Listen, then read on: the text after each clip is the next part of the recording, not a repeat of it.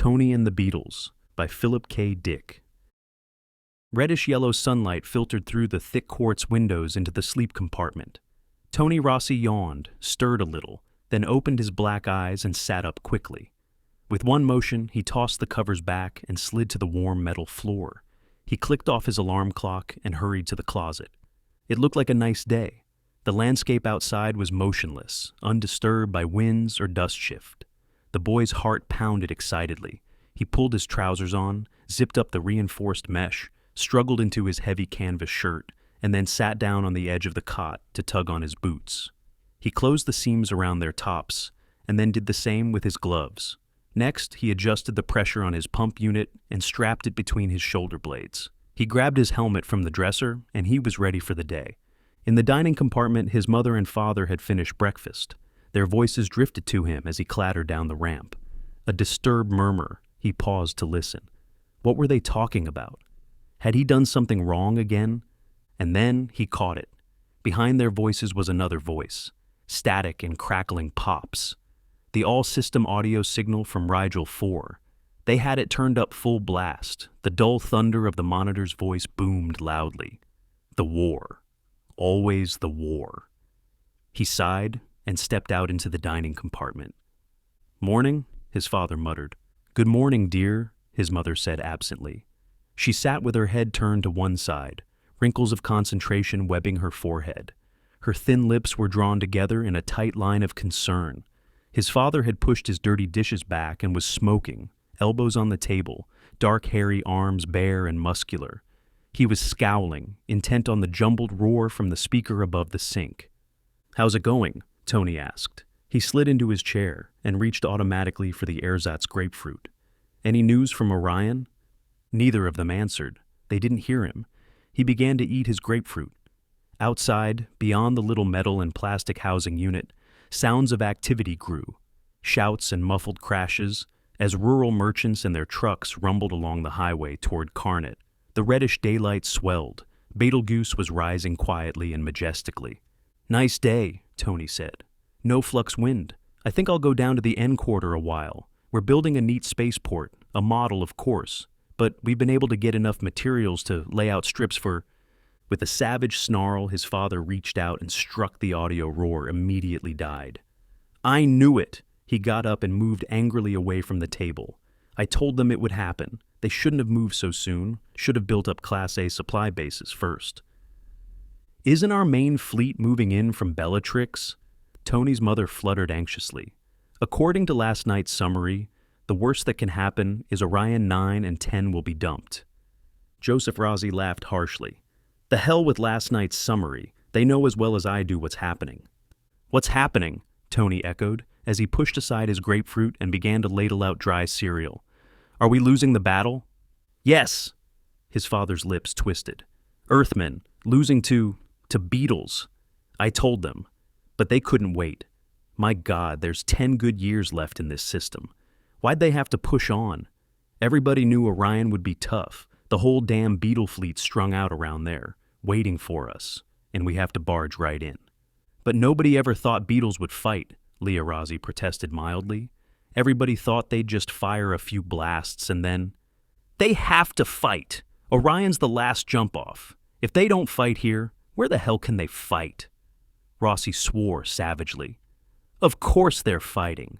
We have all their planets except the inner Orion string. Not that they're worth much, but it's the principle of the thing. If we'd built up strong supply bases, we could have broken up the Beetle fleet and really clobbered it."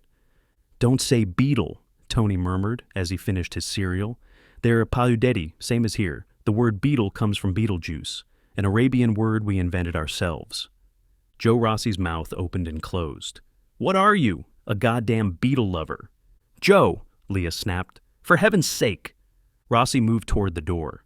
"If I was 10 years younger, I'd be out there. I'd really show those shiny-shelled insects what the hell they're up against. Them and their junky beat-up old hulks. Converted freighters." His eyes blazed. "When I think of them shooting down Terran cruisers with our boys in them." "Orion's their system," Tony murmured. "Their system? When the hell did you get to be an authority on space law? Why, I ought to—" He broke off, choked with rage. "My own kid," he muttered. One more crack out of you today, and I'll hang one on you. You'll feel the rest of the week. Tony pushed his chair back. I won't be around here today. I'm going into Carnet with my EEP. Yeah, to play with Beetles? Tony said nothing. He was already sliding his helmet in place and snapping the clamps tight. As he pushed through the back door, into the lock membrane, he unscrewed his oxygen tap and set the tank filter into action, an automatic response, conditioned by a lifetime spent on a colony planet in an alien system. A faint flux wind caught at him and swept yellow-red dust around his boots. Sunlight glittered from the metal roof of his family's housing unit, one of endless rows of squat boxes set in the sandy slope, protected by the line of ore-refining installations against the horizon. He made an impatient signal, and from the storage shed, his EEP came gliding out, catching the sunlight on its chrome trim. We're going down into Carnet, Tony said, unconsciously slipping into the Paz dialect. Hurry up! The EEP took up its position behind him, and he started briskly down the slope, over the shifting sand toward the road. There were quite a few traders out today. It was a good day for the market. Only a fourth of the year was fit for travel. Beetlejuice was an erratic and undependable son, not at all like Sol, according to the edutapes, fed to Tony 4 hours a day, 6 days a week. He had never seen Sol himself. He reached the noisy road. Pasudeti were everywhere, whole groups of them, with their primitive combustion-driven trucks, battered and filthy, motors grinding protestingly. He waved at the trucks as they pushed past him. After a moment, one slowed down. It was piled with tis, bundled heaps of gray vegetables dried and prepared for the table, a staple of the Pasudeti diet. Behind the wheel lounged a dark-faced elderly pause, one arm over the open window, a rolled leaf between his lips. He was like all other Pasudeti, lank and hard-shelled, encased in a brittle sheath in which he lived and died. You want a ride? The paw murmured, required protocol when an Earthman on foot was encountered. Is there room for my EEP? The paws made a careless motion with his claw. It can run behind.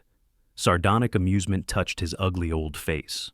If it gets to Carnet, we'll sell it for scrap. We can use a few condensers and relay tubing. We're short on electronic maintenance stuff. I know, Tony said solemnly as he climbed into the cabin of the truck. It's all been sent to the big repair base at Orion Y for your war fleet. Amusement vanished from the leathery face. Yes, the war fleet. He turned away and started up the truck again. In the back, Tony's EEP had scrambled up on the load of tis and was gripping precariously with its magnetic lines. Tony noticed the Pasudeti's sudden change of expression, and he was puzzled. He started to speak to him, but now he noticed unusual quietness among the other paw, in the other trucks, behind and in front of his own. The war, of course. It had swept through this system a century ago. These people had been left behind. Now, all eyes were on Orion, on the battle between the Terran Warfleet and the Pasudeti collection of armed freighters. Is it true, Tony asked carefully, that you're winning? The elderly Paz grunted. We hear rumors. Tony considered. My father says Terra went ahead too fast. He says we should have consolidated. We didn't assemble adequate supply bases. He used to be an officer when he was younger. He was with the fleet for 2 years. The Paz was silent a moment. It's true, he said at last, that when you're so far from home, supply is a great problem. We, on the other hand, don't have that. We have no distances to cover. Do you know anybody fighting? I have distant relatives. The answer was vague. The Paz obviously didn't want to talk about it. Have you ever seen your war fleet? Not as it exists now. When the system was defeated, most of our units were wiped out. Remnants limped to Orion and joined the Orion fleet. Your relatives were with the remnants? That's right. Then you were alive when this planet was taken? Why do you ask? The old pass quivered violently. What business is it of yours? Tony leaned out and watched the walls and buildings of Carnet grow ahead of them. Carnet was an old city. It had stood thousands of years. The Pasudeti civilization was stable. It had reached a certain point of technocratic development and then leveled off. The Paz had intersystem ships that had carried people and freight between planets in the days before the Terran Confederation. They had combustion-driven cars, audio phones, a power network of a magnetic type. Their plumbing was satisfactory and their medicine was highly advanced. They had art forms, emotional and exciting. They had a vague religion. "Who do you think will win the battle?" Tony asked. "I don't know." With a sudden jerk, the old pause brought the truck to a crashing halt. "This is as far as I go. Please get out and take your EEP with you." Tony faltered in surprise. "But aren't you going—" "No farther." Tony pushed the door open. He was vaguely uneasy. There was a hard, fixed expression on the leathery face, and the old creature's voice had a sharp edge he had never heard before. "Thanks," he murmured. He hopped down into the red dust and signaled his EEP. It released its magnetic lines, and instantly the truck started up with a roar, passing on inside the city. Tony watched it go, still dazed. The hot dust lapped at his ankles. He automatically moved his feet and slapped at his trousers. A truck honked, and his EEP quickly moved him from the road, up to the level pedestrian ramp. Pazudeti in swarms moved by, endless lines of rural people hurrying into Karnet on their daily business. A massive public bus had stopped by the gate and was letting off passengers, male and female paws, and children. They laughed and shouted. The sounds of their voices blended with the low hum of the city. "Going in?" A sharp Pazudeti voice sounded close behind him. "Keep moving. You're blocking the ramp." It was a young female, with a heavy armload clutched in her claws. Tony felt embarrassed. Female paws had a certain telepathic ability, part of their sexual makeup. It was effective on Earthmen at close range. "Here," she said. "Give me a hand." Tony nodded his head, and the EEP accepted the female's heavy armload. "I'm visiting the city," Tony said, as they moved with the crowd toward the gates. "I got a ride most of the way, but the driver let me off out here." "You're from the settlement?" "Yes." She eyed him critically. "You've always lived here, haven't you?"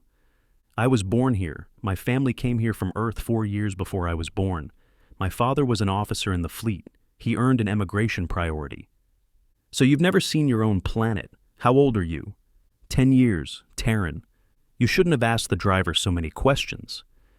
They passed through the decontamination shield and into the city. An information square loomed ahead. Past men and women were packed around it. Moving chutes and transport cars rumbled everywhere. Buildings and ramps and open-air machinery. The city was sealed in a protective, dust-proof envelope. Tony unfastened his helmet and clipped it to his belt. The air was stale-smelling, artificial, but usable. "Let me tell you something," the young female said carefully as she strode along the foot ramp beside Tony. "I wonder if this is a good day for you to come into Karnet. I know you've been coming here regularly to play with your friends, but perhaps today you ought to stay at home, in your settlement." "Why?" "Because today everybody is upset." "I know," Tony said. "My mother and father were upset. They were listening to the news from our base in the Rigel system." "I don't mean your family. Other people are listening too. These people here, my race." "They're upset, all right," Tony admitted. "But I come here all the time. There's nobody to play with at the settlement, and anyhow, we're working on a project." "A model spaceport." "That's right." Tony was envious. "I sure wish I was a telepath. It must be fun." The female Pazudeti was silent. She was deep in thought. "What would happen," she asked, "if your family left here and returned to Earth?" "That couldn't happen. There's no room for us on Earth. Sea bombs destroyed most of Asia and North America back in the 20th century. Suppose you had to go back." Tony did not understand. "But we can't. Habitable portions of Earth are overcrowded. Our main problem is finding places for Terrans to live in other systems."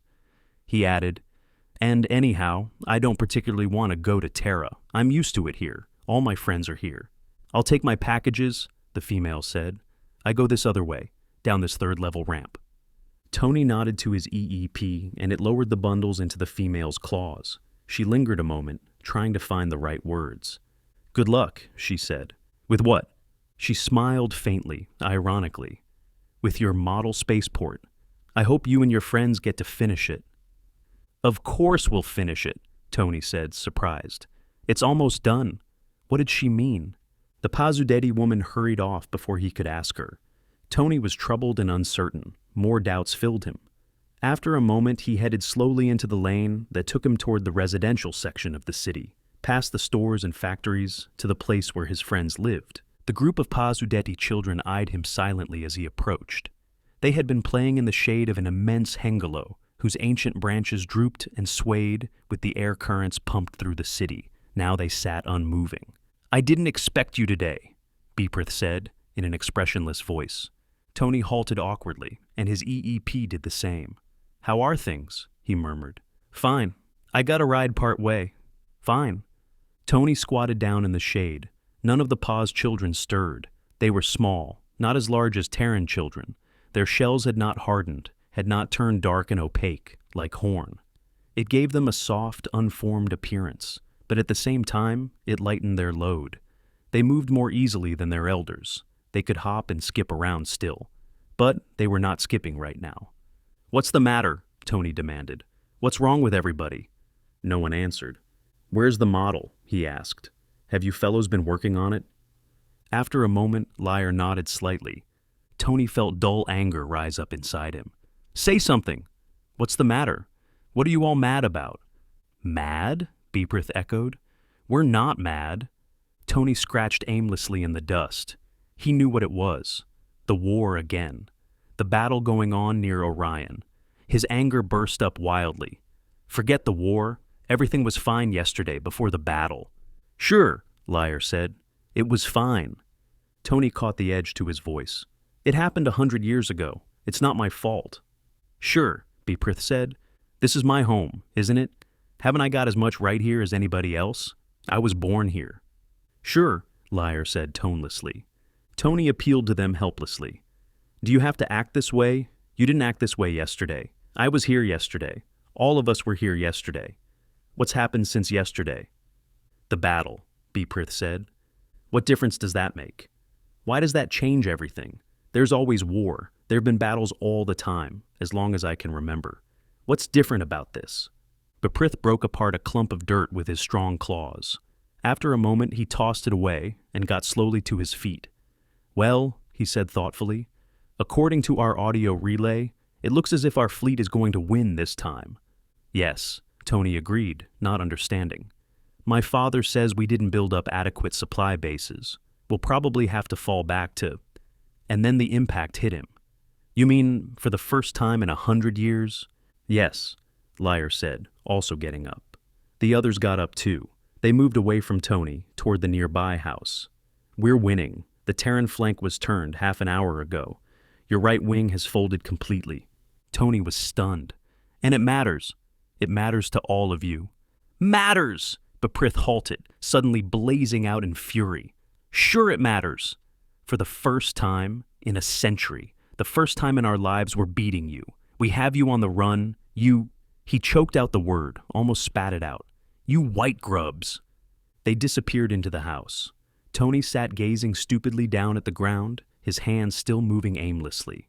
He had heard the word before, seen it scrawled on walls and in the dust near the settlement. White grubs, the Paz term of derision for Terrans. Because of their softness, their whiteness, lack of hard shells, pulpy, doughy skin. But they had never dared say it out loud before. To an Earthman's face. Beside him, his EEP stirred restlessly. Its intricate radio mechanisms sensed the hostile atmosphere. Automatic relays were sliding into place. Circuits were opening and closing. "It's all right," Tony murmured, getting slowly up. "Maybe we'd better go back." He moved unsteadily toward the ramp, completely shaken. The EEP walked calmly ahead, its metal face blank and confident, feeling nothing, saying nothing. Tony's thoughts were a wild turmoil. He shook his head, but the crazy spinning kept up. He couldn't make his mind slow down, lock in place. "Wait a minute," a voice said, Beeprith's voice from the open doorway, cold and withdrawn, almost unfamiliar. "What do you want?" Beeprith came toward him, claws behind his back in the formal Pazudetti posture, used between total strangers. "You shouldn't have come here today." "I know," Tony said. Beeprith got out a bit of tis stalk and began to roll it into a tube. He pretended to concentrate on it. "Look," he said, "you said you have a right here, but you don't." Tony murmured. "Do you understand why not? You said it isn't your fault. I guess not. But it's not my fault either. Maybe it's nobody's fault. I've known you a long time." 5 years. Terran. Beprith twisted the stalk up and tossed it away. Yesterday we played together. We worked on the spaceport. But we can't play today. My family said to tell you not to come here anymore. He hesitated and did not look Tony in the face. I was going to tell you anyhow, before they said anything. Oh, Tony said. Everything that's happened today, the battle, our fleet's stand. We didn't know. We didn't dare hope. You see? A century of running. First this system, then the Rigel system, all the planets, then the other Orion stars. We fought here and there, scattered fights. Those that got away joined up. We supplied the base at Orion. You people didn't know. But there was no hope. At least, nobody thought there was. He was silent a moment. Funny, he said. What happens when your back's to the wall and there isn't any further place to go? Then you have to fight. If our supply bases... Tony began thickly, but Beprith cut him off savagely. Your supply bases. Don't you understand? We're beating you. Now you'll have to get out. All you white grubs, out of our system. Tony's EEP moved forward ominously. Beprith saw it. He bent down, snatched up a rock, and hurled it straight at the EEP. The rock clanged off the metal hull and bounced harmlessly away. Beprith snatched up another rock. Liar and the others came quickly out of the house. An adult pause loomed up behind them. Everything was happening too fast. More rocks crashed against the EEP. One struck Tony on the arm. Get out! Beprith screamed. Don't come back. This is our planet. His claws snatched at Tony. We'll tear you to pieces if you... Tony smashed him in the chest. The soft shell gave like rubber, and the paws stumbled back. He wobbled and fell over, gasping and screeching. Beetle! Tony breathed hoarsely. Suddenly he was terrified. A crowd of Pazzudetti was forming rapidly. They surged on all sides, hostile faces, dark and angry, a rising thunder of rage. More stones showered. Some struck the EEP, others fell around Tony, near his boots. One whizzed past his face. Quickly he slid his helmet in place. He was scared. He knew his EEP's E-signal had already gone out, but it would be minutes before a ship could come. Besides, there were other Earthmen in the city to be taken care of. There were Earthmen all over the planet, in all the cities, on all the 23 Beetlejuice planets, on the 14 Rigel planets, on the other Orion planets. We have to get out of here, he muttered to the EEP. Do something. A stone hit him on the helmet. The plastic cracked, air leaked out, and then the autoseal filmed over. More stones were falling. The Paz swarmed close, a yelling, seething mass of black-sheathed creatures. He could smell them, the acrid body odor of insects, hear their claws snap, feel their weight. The EEP threw its heat beam on. The beam shifted in a wide band toward the crowd of Pazzudetti. Crude hand weapons appeared. A clatter of bullets burst around Tony. They were firing at the EEP. He was dimly aware of the metal body beside him. A shuddering crash. The EEP was toppled over. The crowd poured over it. The metal hull was lost from sight. Like a demented animal, the crowd tore at the struggling EEP. A few of them smashed in its head. Others tore off struts and shiny arm sections. The EEP ceased struggling. The crowd moved away, panting and clutching jagged remains. They saw Tony. As the first line of them reached for him, the protective envelope high above them shattered. A Terran scout ship thundered down, heat beams screaming. The crowd scattered in confusion, some firing, some throwing stones, others leaping for safety. Tony picked himself up and made his way unsteadily toward the spot where the scout was landing. I'm sorry, Joe Rossi said gently. He touched his son on the shoulder. I shouldn't have let you go down there today. I should have known. Tony sat hunched over in the big plastic easy chair. He rocked back and forth, face pale with shock. The scout ship which had rescued him had immediately headed back toward Carnot. There were other Earthmen to bring out, besides this first load. The boy said nothing. His mind was blank. He still heard the roar of the crowd, felt its hate, a century of pent-up fury and resentment. The memory drove out everything else. It was all around him, even now. And the sight of the floundering EEP, the metallic ripping sound, as its arms and legs were torn off and carried away. His mother dabbed at his cuts and scratches with antiseptic. Joe Rossi shakily lit a cigarette and said, If your EEP hadn't been along, they'd have killed you. Beetles. He shuddered. I never should have let you go down there. All this time, they might have done it any time, any day, knifed you, cut you open with their filthy goddamn claws. Below the settlement, the reddish-yellow sunlight glinted on gun barrels. Already, dull booms echoed against the crumbling hills. The defense ring was going into action. Black shapes darted and scurried up the side of the slope. Black patches moved out from Carnet toward the Terran settlement. Across the dividing line, the Confederation surveyors had set up a century ago. Carnet was a bubbling pot of activity. The whole city rumbled with feverish excitement. Tony raised his head. They turned our flank. Yeah. Joe Rossi stubbed out his cigarette. They sure did. That was at 1 o'clock. At 2, they drove a wedge right through the center of our line, split the fleet in half, broke it up, sent it running, picked us off one by one as we fell back. Christ, they're like maniacs, now that they've got the scent, the taste of our blood. But it's getting better, Leah fluttered. Our main fleet units are beginning to appear. We'll get them, Joe muttered. It'll take a while, but by God we'll wipe them out, every last one of them. If it takes 1,000 years, we'll follow every last ship down. We'll get them all. His voice rose in frenzy. Beetles! Goddamn insects! When I think of them trying to hurt my kid with their filthy black claws. If you were younger, you'd be in the line, Leah said. It's not your fault you're too old. The heart strain's too great. You did your job. They can't let an older person take chances. It's not your fault. Joe clenched his fists.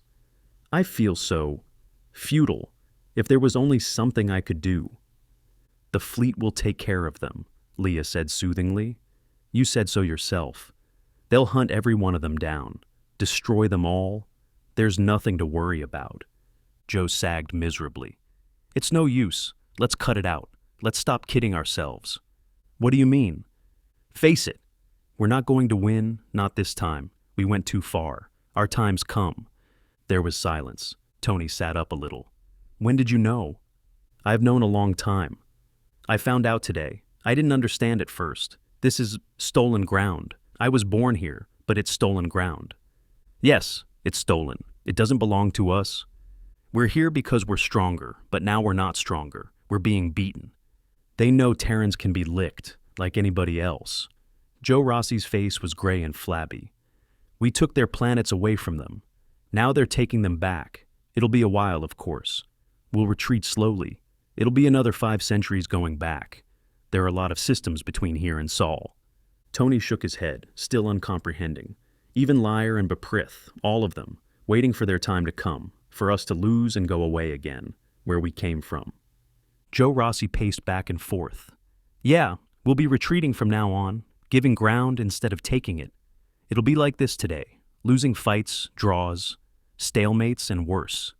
He raised his feverish eyes toward the ceiling of the little metal housing unit, face wild with passion and misery.